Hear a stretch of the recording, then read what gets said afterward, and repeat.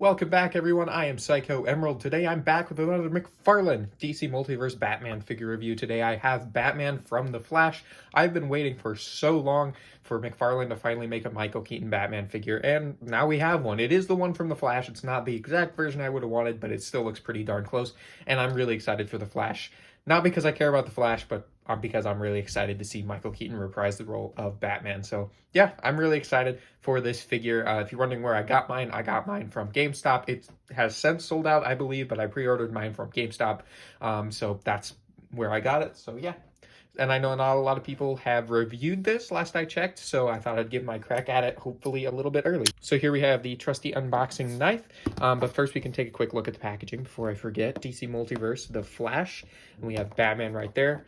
Batman Multiverse, because he's from the multiverse, and says The Flash. We got a little sticker right there, probably from GameStop Shipping Center, and then we have McFarlane Toys. We have some cool artwork on the back. It's a little cheesy, but I kind of like that. It's kind of comic booky. Batman from The Flash, McFarlane Toys, and then we have some other barcodes, QR codes, stuff like that. Looks like DC Universe Infinite is something, an app or something that they're trying to promote there. Barcode, legal stuff. Looks like that's going to be just about it. Batman, DC Multiverse, all that. And we got one more Flash logo up there on the top. So let's crack this open. I'm very excited about this figure. Like I said, I've been waiting for them to do a Michael Keaton for a very long time, and I'm glad they finally have. And I'm really bummed I didn't get the Batmobile. Probably a good thing since I really don't have any space for something that big, but man, it was $60 for a Batmobile is like a great price. So I'm really disappointed I didn't end up getting that, but hopefully it won't be too difficult to get when it actually comes in stock. But yeah, those pre-orders did sell out pretty quick, but hopefully this shows that they might do some other Batmobiles in the future, like one from maybe Batman Hush, maybe one from the Batman 2022 movie. I really loved that one. So yeah, let's hope that they do some more. But yeah, here we have Michael Keaton Batman. So let's pop some of the accessories out. There's the Batarang, love that. And we've got his grapple gun right here. There's his grapple gun or his bat claw, looks really, really cool. We got some swappable hands, which I always love. I'm glad they've started doing that more with DC Multiverse lately. Some cool black gloves there. And then the figure itself is going to be tied in with these ties, so I'll cut those. All right, so there we go. Never liked these plastic ties they've got going on in the DC Multiverse boxes, but hey, now that that's out of the way, we've got the figure all out of the package, and it's looking and feeling really nice right now. So yeah, let me get a chance to play with him a bit off camera, and I'll start giving you my thoughts. All right, so there's Michael Keaton Batman all out of the packaging, and I am really loving this figure. It's showing of how far McFarlane has come since they first started the line, because yeah, this is a big improvement, and it's so much fun to play with. So yeah, let me bring him a little closer to the camera here. He does look really nice. The likeness isn't 100% there, but it doesn't really have to be when you have the bat cowl over his face, but it could look a bit better, definitely. You've got that yellow bat logo there, which I always have loved. And I love how the cowl is kind of rubbery and comes down to his shoulders there. You also have the suit down here, which is slightly different. Like the chest plate here, kind of more spaced out. You see there's a little more space there where the bat logo is than they were on the original suit. This is kind of a little bit more rigid and high-tech looking. It's a fairly different design from what it was before. Also, this is black instead of yellow. They kind of wanted to modernize the design, which I kind of like, but I still prefer the original design. You have his shoulder pads here, which are rubbery, but I did notice when I was articulating this, I tried to lift it up to kind of do a pose with the cape. It kind of gets stuck there, and I thought, well, I'm sure it goes up further. And when I pulled it up further, it popped the joint piece out here and the arm, but it popped back in, luckily. But as you can see, there's butterfly joints there, which is really nice. This whole piece here is plastic, but this piece is rubbery. This piece down here at the waist is rubbery, so it gets out of the way for leg movement, which is nice. You come down here, and I really love the boots, kind of have this weathering effect to them, which I really, really like.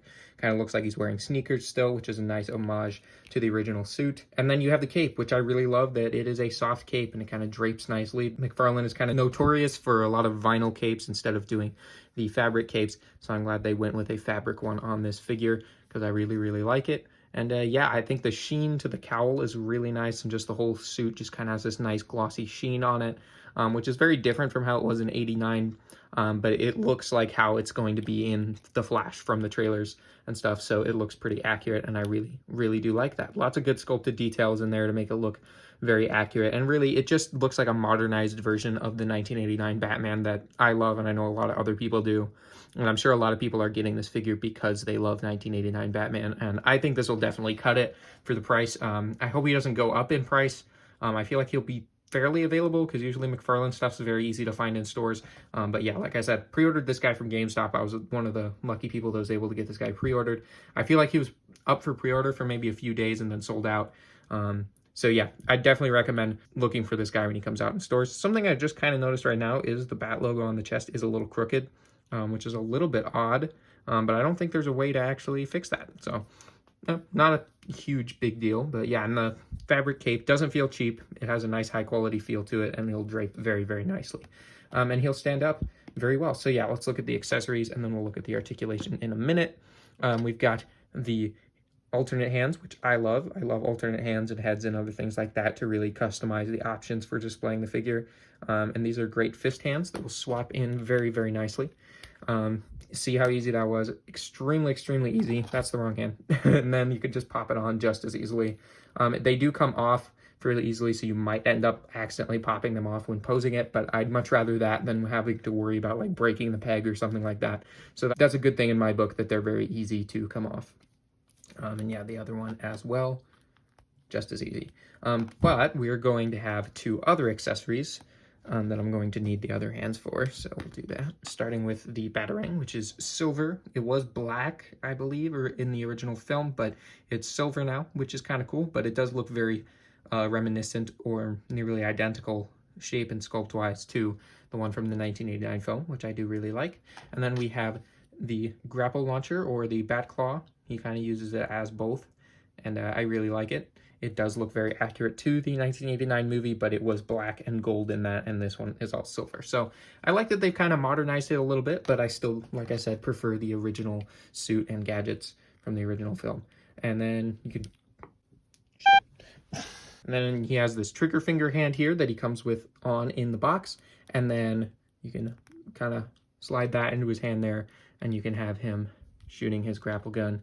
And he does have a good hinge on the hand as well. And so you can do some fun poses with the grapple launcher. So there's that, and the Batarang will fit in the other hand, just kind of like this. So you can do some fun stuff with that as well. And yeah, let's move on to the articulation, which I think is really, really good. Some of the best we've seen in this line. He does have butterfly joints, as I mentioned earlier, which are very, very nice. He has a good ball joint at the head, which definitely is a lot more movement than he would have needed in 1989. But then we have the legs come up. I don't think they have a thigh swivel. No, they don't. But there's an interesting point of articulation here. It looks like there's kind of a boot swivel right there, but then there's also this joint here. So you can see there's kind of a split there for the rocker.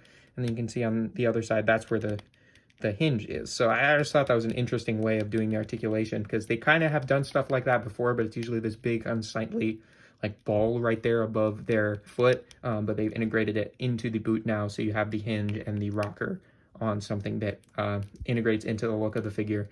And yeah, that's what I'm kind of saying about McFarlane has definitely improved here. They've also got this ball joint here at the middle of the torso, which is very nice as well. So yeah, they've definitely improved when it comes to their articulation. Like you can see how far that comes up. And yeah, you can do a lot of really cool stuff with this guy. So yeah, let me get him into a cool pose, and I'll give you guys a closer look at Michael Keaton Batman from The Flash.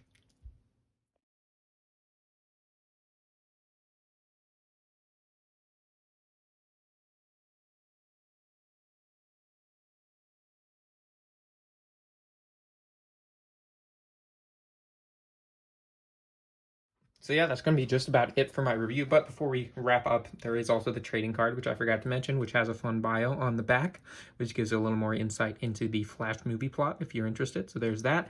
And he also always comes with the DC Multiverse signature sleek looking black display stand that I always love, because it makes them look nice and uniform on the shelf. So yeah, I'm really loving this figure. I'd highly recommend picking it up if you guys can find it, because it is pretty fantastic with the swappable hands, the articulation and engineering, and the sculpt.